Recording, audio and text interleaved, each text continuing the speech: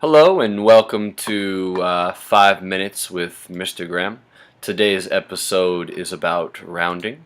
Let's start our timer and begin and try to learn something without wasting too much of your precious time at home. The first thing you want to know with rounding is your place values. Most kids have no problem with their ones and their tens and their hundreds. You continue further, you've got thousands, 10,000s, 100,000s, and millions. There's definitely a pattern you can take advantage of. As you see, it goes ones, tens, hundreds, thousands, 10,000s, 100,000s. If we kept going, it would go millions, 10 millions, 100 millions. And that pattern is almost repeated in decimal land. You see, after this decimal point, you've got tenths, THS, hundredths, THS, thousandths, and 10,000ths. Please notice those THS's at the end. That's how you tell a difference. The only difference besides that is that they skip the ones place in decimal land. In decimal land, to the right of that decimal, you've got tenths, hundredths, thousands, 10,000s, 100,000ths. And to the left of decimal land, you've got ones, tens, hundreds, thousands, 10,000s. It's an important distinction to make, otherwise you'll get confused. And this is step one, basically. Knowing this right here is step one. Once you got your place value down, we can start rounding. So an example like 10.46 isn't so hard. First thing you need to know is, what are we rounding to? Well, I'm telling you, we're rounding to the tenths position. Tenths position. So what you do when you're rounding to any place value is you look at the number, you find it, you underline it, and then you look to the right of that number. And you ask yourself, is this number right here, is it 5 or more? Or is it 4 or less?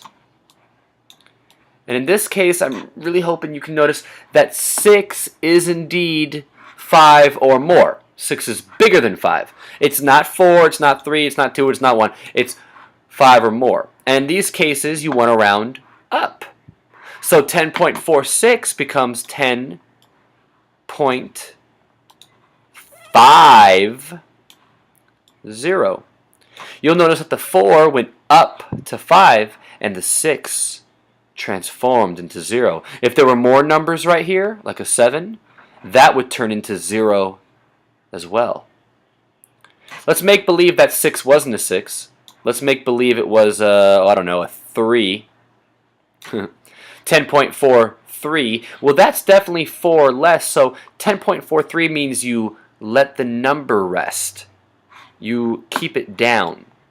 So 10.46 becomes 10.4. It stays as a 4. And that 6 still becomes a 0. So that's the difference between rounding up or staying down.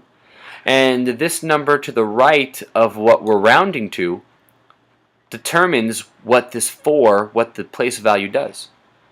Let's move on. And let's round with our original example. Why not? You've got 1,342,000 blah blah blah blah. Let's round to the, what do you say? Let's round to the 100,000s. Hopefully you notice right away that to the right of that 3 is a 4. And that 4 means we're staying put, we're not going up. So that 3 is still a 3. That 1 does not get affected. But everything to the right of the 3, when we're rounding, will become a 0. Even the decimals in decimal land. And as you get older, you'll realize that when there are zeros in decimal land, you don't even really need them. Zeros in decimal land at the end can be dropped. At the end can be dropped. At the end can be dropped. At the end can be dropped. Until your answer is just 1,300,000. Let's try practicing with the CST example. The total land area for the United States is 3,537,438 square miles. What is this value rounded to the nearest to the nearest 1,000 square miles? The 1,000 would be right there. To the right of that 1,000 is a 4. We're going to stay put at the 7. We're not going to round up. The only acceptable answer that does that is B. One more example? Sure, why not? What is... Oh, that's our timer. Let me finish and then we'll be done. What is 6,050.287 rounded to the nearest 10? Alright, where's our 10 at? Our 10 is right there. We're not talking tenths, kiddos. We're talking tens. Excuse me, that was my phone. You look at that 5, you go to the right, and you see that that's a 0. That 0 isn't taking us anywhere. That 5 is staying put. And everything else will become zeros too.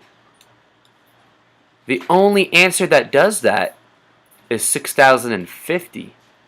But I don't see the zeros, Mr. Graham. What about those other zeros? Well, remember what I said. When you've got zeros at the end in decimals, you drop them until all you're left with is at 6,050. We're past our timer. I hope this was helpful. I'll see you next time. Thanks for joining us.